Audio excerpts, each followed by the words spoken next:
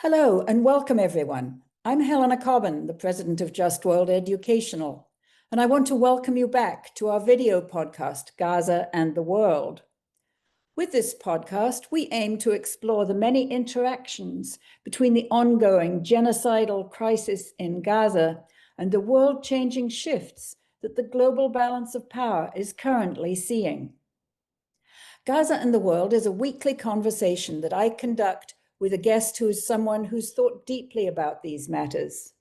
This week, I'm honored and excited that my guest is Professor Richard Falk, a veteran scholar of international law who has also served a crucial term as the UN Special Rapporteur on Palestinian rights. In the past week, he has presided over a crucial international gathering, the final 4-day-long session of the globe-girdling Gaza People's Tribunal, which was held in Istanbul, Turkey. A very warm welcome to you, dear Richard. Thank you so much, Helena. As usual, it's a pleasure to be your guest. Well, I hope to host you in person sometime soon if you come to Washington, D.C. I am really honored to note that Richard is a longtime colleague on the board of Just World Educational. As with all the conversations in this series, the multimedia records of this episode, along with some of the key documentation from the Gaza People's Tribunal, will be preserved on a dedicated learning hub on our website, where all this material can serve as an educational resource of lasting value. If you visit our website, www.justworldeducational.org, you can learn how to sign up for our regular updates on this project and all our other projects. Among our recent and ongoing projects are the webinar series Understanding Hamas and Why That Matters, which we presented last year and which resulted in the release of the information-packed book of the same name, which still has great utility and relevance, and the weekly Palcast podcast, co-hosted by Dr. Yusuf El-Jamal and Tony Groves, which brings weekly updates from guests who are seasoned community activists on the ground in Gaza. But now, back to Professor Richard Falk. We have such a lot to discuss. Okay, taking a deep breath here, Richard. Could you provide us with a general overview of this last session of the Gaza People's Tribunal, including the fact that you held it just after the ceasefire in Gaza? If you could discuss the breadth of the people who participated and give us just a snapshot of how you characterize the importance of this session.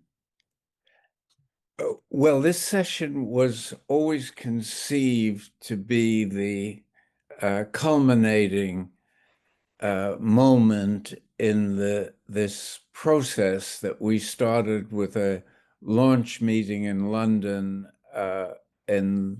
back in November of 2024, and then followed that with a quite intense public session in Sarajevo in May of this year, of 2025. And that session could be conceived as a dress rehearsal for what happened at Istanbul. It collected very extensive reports from experts and witnesses, experts who mainly covered the various dimensions of genocide as it's played out over these 2 years in Gaza. And it also was a time where the tribunal crystallized its perspectives in a text that was called the Sarajevo Declaration, or the Declaration of the Gaza Tribunal at Sarajevo. And it still I think, is a good descriptive summary of why we formed the tribunal. It's been an immense amount of work, and we probably wouldn't have done it had we known how difficult it would be to gather the witnesses, experts, deal with the funding issues and the logistics of getting people here and satisfying their huge variety of needs and desires. But it all ended happily, I think, with a very fine series of performances, some of them by video with survivors in Gaza who recorded the experience, or people that had recently left. One of the most moving and clear assessments of what genocide meant was provided by Haider Eid, who's a journalist and academic who was teaching at Gaza University, now living since December of last year in South Africa, and is the author of a very compelling book. But what he put in perspective that's often neglected is how oppressive the realities in Gaza were before October 7th. And he uses the phrase that's been used by some others, that the only way to really comprehend that pre-October 7th period was by labeling it incremental genocide, as distinct from the intensified genocide that followed the Hamas attack of October 7th. And one of the, or two of the kind of manipulations of the discourse that Israel has been extremely effective with conveying and keeping, despite all that's happened in these 2 years, there's still a lot of distortion that makes it appear less of a unqualified period of transparent genocide than the tribunal concluded it was. And those 2 points are very important, I think, in the present context. One is this decontextualization of October 7th and the whole pretension that there was no provocation of the Palestinians or of Hamas as the elected political governing process in Gaza. And that gives this impression that this was just a perhaps excessive retaliation, but it was something that was a response that to an attack that had no basis in prior realities.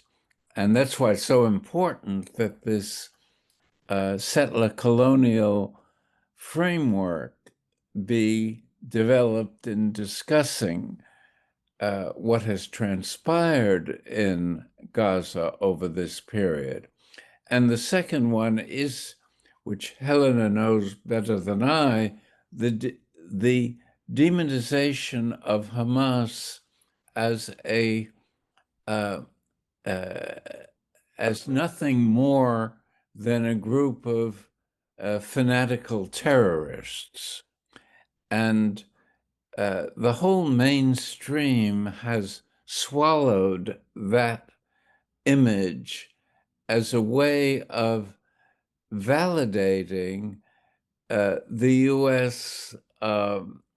Israeli effort to exclude not only Hamas, but the Palestinians as a whole from any participation in what happens in their own homeland or in the Gaza part of their homeland.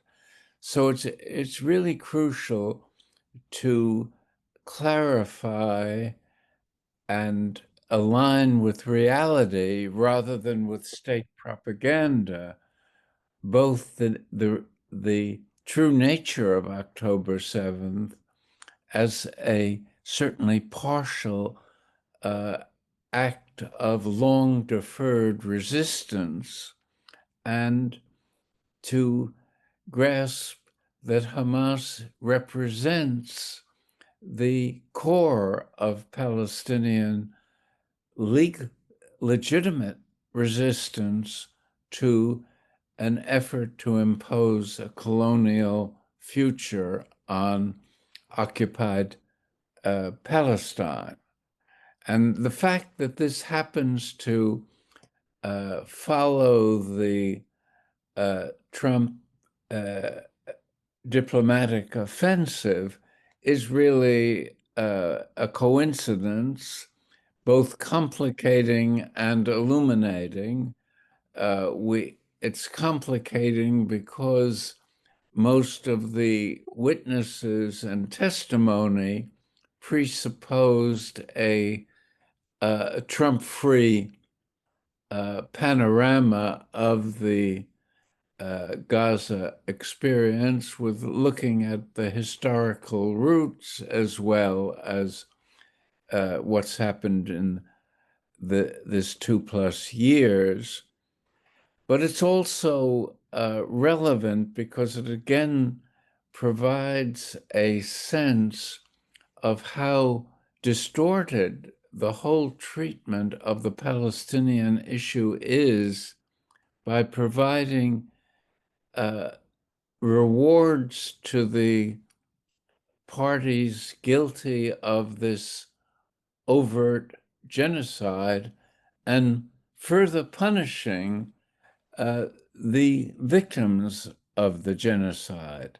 And one can only imagine if the surviving Nazis in World War II were given the option of shaping what happened to Germany after the war was over. It would be inconceivable that they would have any role in and actually not only refashioning Germany, but also refashioning France and Netherlands and all the other countries that they had occupied. You know, it is, as you say, quite inconceivable. Richard, you talked about how, like, the situation prior to October 7th of 2023 was an incremental genocide, citing, I think, Haider Eid, and then over the past 2 years, we've had the intensive genocide.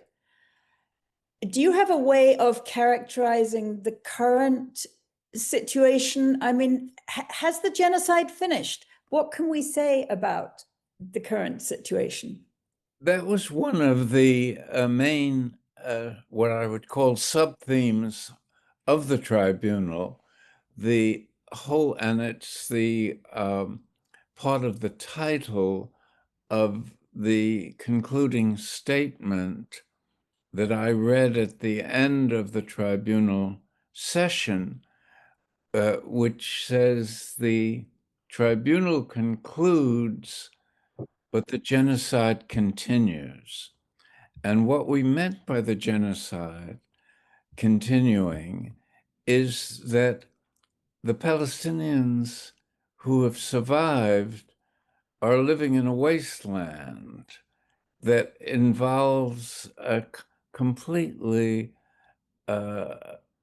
unacceptable reality that was inflicted by this long period of active genocide with bombs falling, but it's not over when the bombs stop falling and the missiles stop flying and the drones sleep for a while. There've been first of all numerous violations of the ceasefire by Israel that at best is ambivalent toward the maintenance of the ceasefire and seems through this excessive reaction to what they allege to be Hamas's violations, almost provoking Hamas to attack so they would have an excuse to resume the active, intense form of genocide. Also, part of the continuation is the grief that people feel when they now are not worried for their own survival, but they have the grief associated with the loss of parents and children and badly wounded friends and family members. There's no one in Gaza that hasn't suffered from some completely traumatic loss. And that is compounded by the traumatizing effect on their mental development and their mental stability. We had very important testimony at the tribunal by doctors, including the famous Norwegian doctor Mads Gilbert, and a series of mental health experts that informed those that were in the audience and the live stream audience of the generational impact that this kind of sustained trauma is likely to have on the totality of the population. So there are numerous aspects of it, including there's no home for these people to go back to. And the supposed ceasefire was to be coupled with much increased delivery of food, medicine, drinkable water, and fuel for the hospitals and communications within the Gaza Strip. And none of that has been delivered in accordance with the expectations that were associated with what is proclaimed by the advocates of this Trump diplomacy as the first easy step toward ending what they call the war, which itself is a misnomer when applied to the relationship between an occupied people and the occupier within a framework established by the United Nations and the Geneva Conventions on belligerent occupation. So this is a continuing ordeal for the Palestinian people.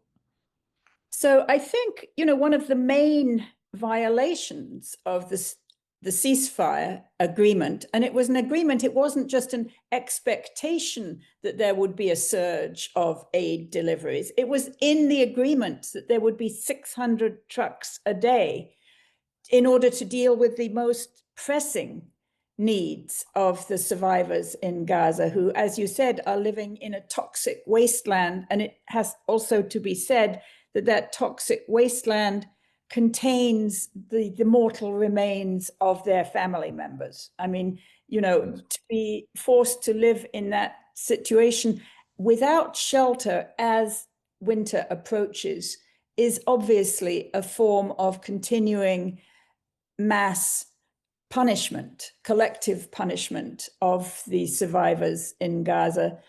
I was so interested that you referred to Dr. Mads Gilbert. Of course, he first came to international notice after the massacres in Sabra and Shatila in September of 1982, which is 43 years ago. You know, Palestinians in diaspora and in the homeland have been suffering these kind of mass punishment and just horrendous violence for so long. So Mads Gilbert is from Norway.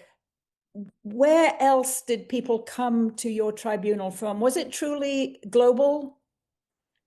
Yes, it was truly global, and the jury of conscience came from as far away as Malaysia and Macedonia, as well as um, uh, parts of Europe, and it was chaired by Christine Chinkin, who's a prominent international law specialist who had been long on the faculty of London School of Economics and was the principal author of the Goldstone Report, which followed the initial mass Israeli military incursion in Israel at the end of the year 2008 and continued into 2009. And it was part of it's one chapter, important chapter, in the frustration of people that were trying to get the truth to the world about what was being done in Gaza, because the UN itself bottled up the recommendations of the Goldstone Commission because it didn't want to confront its principal members, who at that point, all the liberal democracies in North America and Europe, with the qualified and increasing exceptions of Ireland and Spain,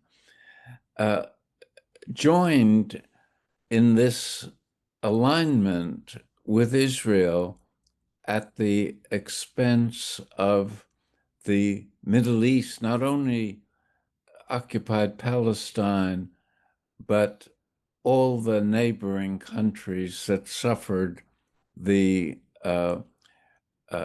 extended violence that Israel exhibited, with the support, including funding, military, diplomatic, of these liberal democracies that really vindicated Samuel Huntington's idea of a clash of civilizations that would follow the Cold War. And his prophecy came true in the 1990s, but it really suggested that the fault lines of the next global scale conflict would be intercivilizational rather than the ideological character of the Cold War. And Israel, in this sense, is doing the dirty work for the West as a whole, which wants to have this post-colonial imperial hegemony over the Middle East and its oil reserves. So yeah, this is exactly why we're doing this project right now, because it is, I mean, the genocide in Gaza and the ongoing crisis in Gaza is a kind of a wake-up call for all the people around the world, actually the vast majority of humankind. I did a rough kind of back of the envelope calculation and figured out that you call them liberal democracies, but of course they are increasingly illiberal when it comes to Palestine. And we've seen that here in the United States, obviously in the United Kingdom and elsewhere.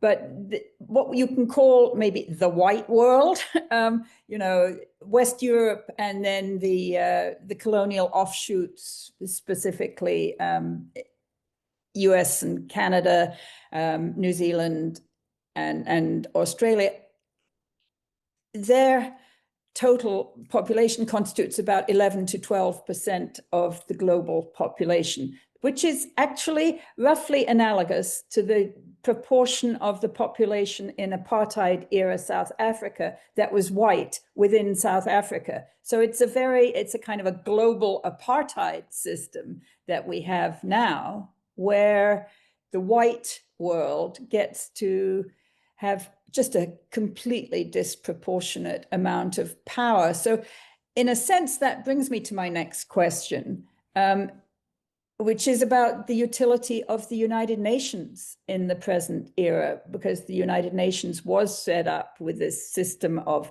vetoes, 3 of which are enjoyed by members of the West. And as we've seen, especially over the last 2 years, the US representative again and again and again putting her hand up, casting her veto to block any ceasefire in Gaza. And you've written and talked a lot about the limitations of the United Nations, but you've also noted that they have, you know, UN bodies, in particular the UN Special Rapporteur system, of which you were like a kingpin back in the day, and now we have the wonderful Francesca Albanese, who is the rapporteur. So that is a little portion of the UN that is capable of playing a role, but that's not, in a sense, the executive portion of the UN. So how do you see the UN role? Can we reform it? Well, I think your question was very well phrased in terms of the utility of the UN, and there are 2 ways really of answering it. Utility for whom? There's one way of answering it, which says it really performed as it was intended to perform because it was a solution to the problems of world order that privileged the winners of World War II. There was no other rationale for making the most dangerous countries in the world exempt from the obligations to respect international law or even the UN Charter itself. So that there was a deliberate design in the UN to sustain what I've called the primacy of geopolitics. So when the strategic interests of any of the P5 clash with the obligatory character of international norms, the strategic dimension has control over the promises that are contained in the preamble of the Charter, which lead one to this second idea. If you talk about the utility to the peoples of the world, then there is a great disappointment that was never there was never an attempt really to be responsibly implementing that pledge of not saving succeeding generations from the scourge of war.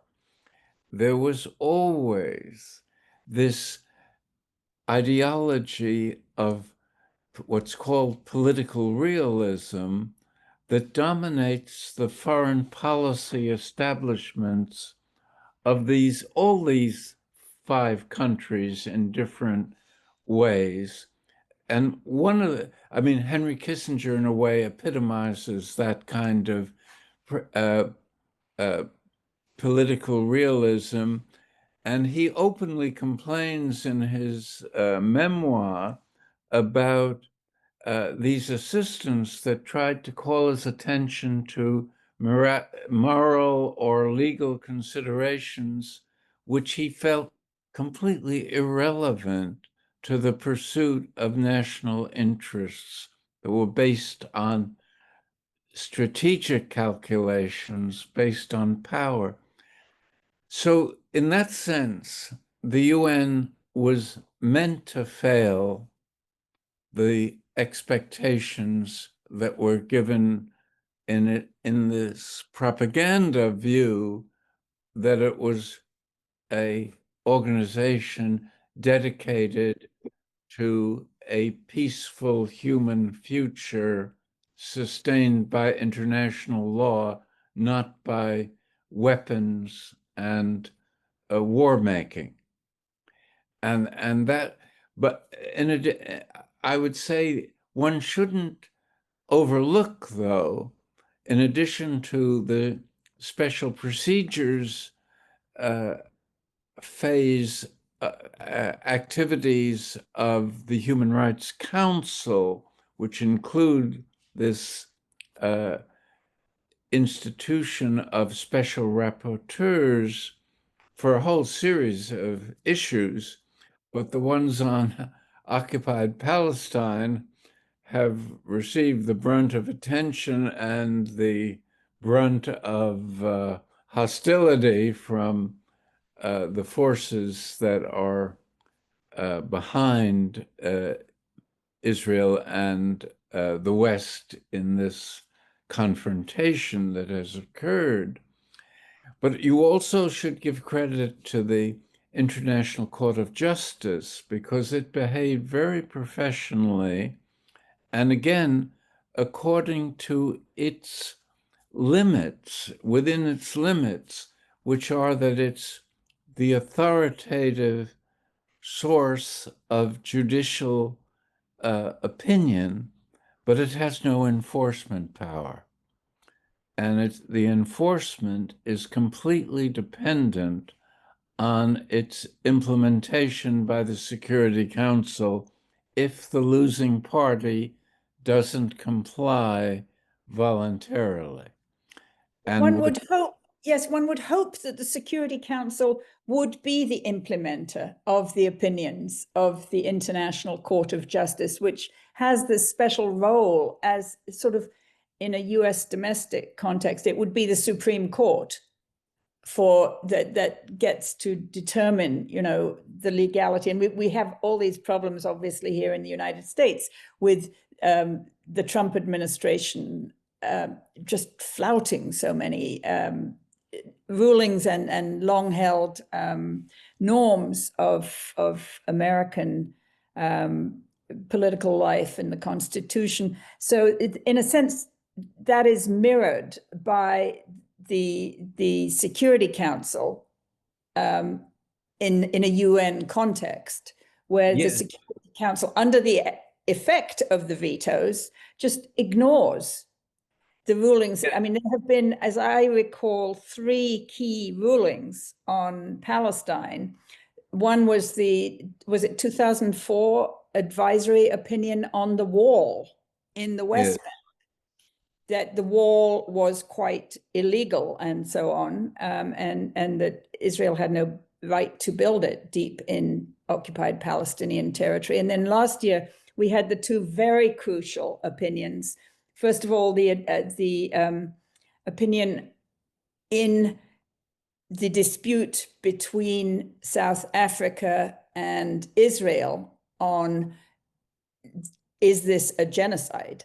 And the opinion was that we can conclude that plausibly it was a genocide, and Israel should stop doing what it's doing in Gaza until, you know, we can make a final judgment on that. And then in July of last year, we had the very important decision on the illegality of Israel's 58-year military occupation of the West Bank, including East Jerusalem and the Gaza Strip. I mean, those three opinions, if they were implemented by the Security Council, it would be a very different world. Instead of which, but you know, Helena, that again,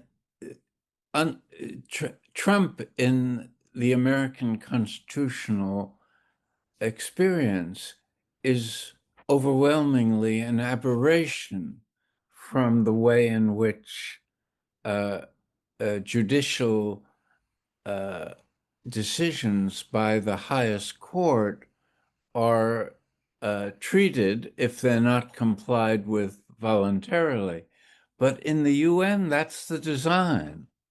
I mean, that's what was intended to be the outcome. Now, it could have been that geopolitical prudence would have taken the world in a different direction, and it would have started with an effort to achieve nuclear disarmament.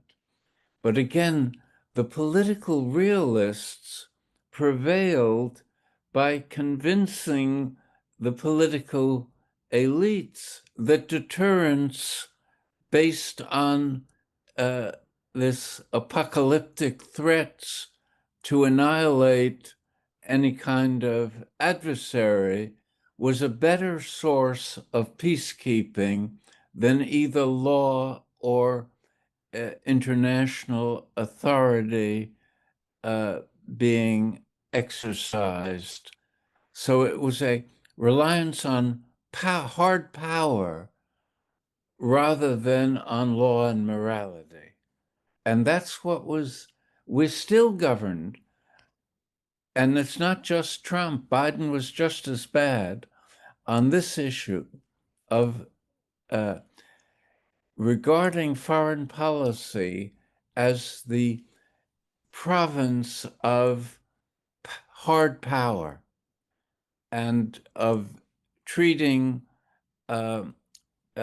morality and law as useful as policy instruments if your adversaries or enemies violate the law. And we had a completely different attitude toward Russia's attack on Ukraine, where we tried to invoke the ICJ on an expeditious way and went very self-righteously to the General Assembly for condemnation of Russia, and the hypocrisy of treating a much worse pattern of criminality as not subject to any kind of legal scrutiny. And so to reduce law to a policy instrument is to miss its primary function as a regulative basis of authority that's applicable to the strong as well as to the weak. Goodness, you're quite right. And of course, there's also the whole issue of sanctions, which the US has repeatedly tried to get to use both unilaterally and to get the UN to enforce sanctions against this or that perceived opponent. And that's been like just a constant. I want to come back to the final statement from this wonderful final statement of your Gaza Tribunal. And I just want to note that you, in addition to the physical annihilation, extermination of so many people in Gaza, that the Israeli US, because you do make a point that it has accomplices. I don't think you actually name them. You say the jury, you do say the jury finds Western governments, particularly the United States and others, complicit in some cases, colluding with Israel's commission of genocide, which I think was a very important statement. But the tribunal also identified additional crimes additional to the physical extermination of people, which were starvation and famine, domicide. I've thought about domicide a lot, because domicide is the deliberate destruction of homes and houses and community infrastructure. But the role of the home in family life, in community life, is so rich. It's not just shelter. It's also where you have and you store memories. Ecocide, deliberate destruction and targeting of the healthcare infrastructure. Reprocide, scholasticide, attacks on journalists, torture, sexual violence, and politicide, which is defined as the targeted assassination and kidnapping of political and cultural leaders, representatives, activists, and destruction of civic institutions. I mean, of course, my friend Rifat al-Arir, Dr. Rifat al-Arir, was one of the people who was targeted very early on, but there have been so many other targeted assassinations, including in September, the attempt to assassinate the very leaders of Hamas who were discussing and engaging with the negotiation for a ceasefire. I mean, to me, the idea of negotiation as entrapment defies all international norms or just expectations. Fortunately, the Hamas negotiators survived that attempt, and they've been engaged very productively. Well, I hope they've been engaged very constructively in the negotiations. Let's see whether what the outcome ends up being what they and everybody else wants or not. But I think this richness of the description of the forms of genocide that came out in the final statement from your tribunal, I've never seen anything like it. I mean, I've actually studied genocide a lot. In my past, I wrote a whole book about aftermath of atrocities. But I think this is cutting edge description of the many forms that the genocide has taken. So I just want to congratulate you and your colleagues on the tribunal. You've done such a lot of work to try not just gathering the evidence, but seeking to understand and then present your understanding. It's a real achievement. So well done.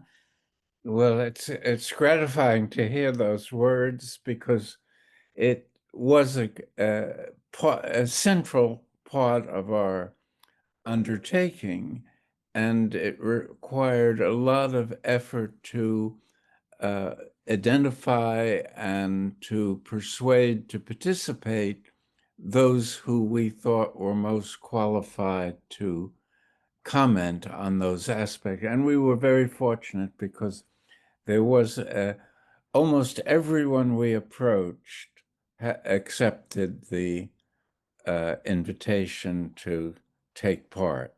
And some couldn't, for health reasons, be present, and we had a lot of online participants.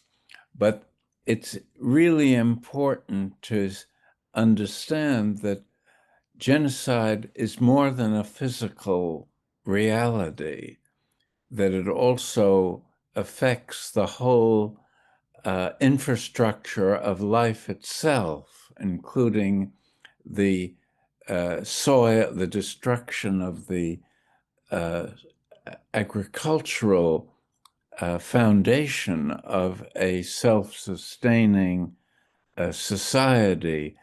And as you pointed out, the infliction of this deliberate mass homelessness and the destruction of neighborhoods and refugee camps, and it is a litany of atrocities that became a horrifying spectacle for the eyes and ears of the world due to the digital age style of communications. And it resulted, I think this hasn't been commented much on, but it resulted in the growing consensus that Israel is a rogue state, a pariah state, and it has lost what I call the legitimacy war, which international law, even when it's not implemented, may not affect governments so much, but it affects people. And it legitimized activism all over the world and made it seem appropriate to act in solidarity with the Palestinian struggle. And Israel may have dominated the battlefields. I mean, it was more a massacre than a war, but even if you grant that it dominated the military dimensions of the encounters with Hamas, it didn't dominate symbolic politics, which are very preoccupied with legitimacy issues. And if one looks back at the anti-colonial wars, they were all won by the weaker side militarily. And that goes back, the US should have learned that lesson in Vietnam, where it dominated every aspect of the military encounter, yet it lost the war. And the nationalist resistance politically prevailed, as it did in the other major anti-colonial wars. But it's a lesson that cannot be learned because of the strength of the military industrial complex, as Eisenhower long ago expressed it, unfortunately in a farewell speech, but still a part of his legacy. And we still haven't really, in any meaningful way, has the political party system, either party, confronted that kind of military influence that is really destructive of a creative path toward peace and justice in the world. And maybe I should say that one of the things the tribunal really came to crystallize was that the reality of Gaza was, of course, the preoccupation of this tribunal. But we also ourselves discovered that it's a metaphor for the destiny of humanity, and that we all have a stake in how this situation goes forward, how the Palestinians are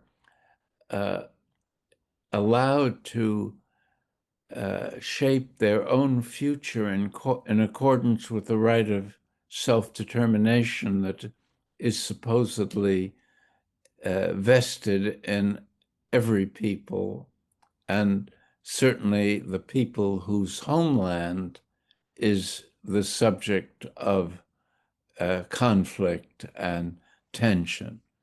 So I think that's really part of this globalization of the issue, even to a greater extent than the anti-apartheid movement globalized the concerns with racism in South Africa. Here we have this total ecological graveyard that is, again, a metaphor for the failure to respond to climate change. So you have many kinds of understandings that flow from the genocidal core of this tragedy.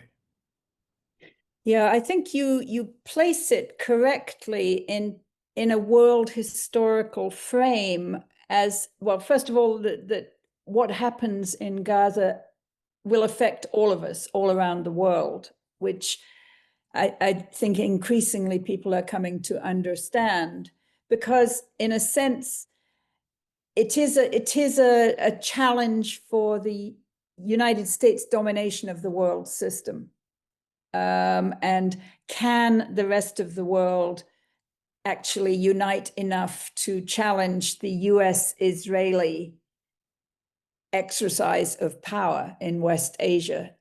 We need to be able to look at that. I think your tribunal, this amazing effort of global citizen action, will help to galvanize governments, which at the end of the day, unless we move to a completely different system, it's governments that will reform the UN or build an alternative to the UN.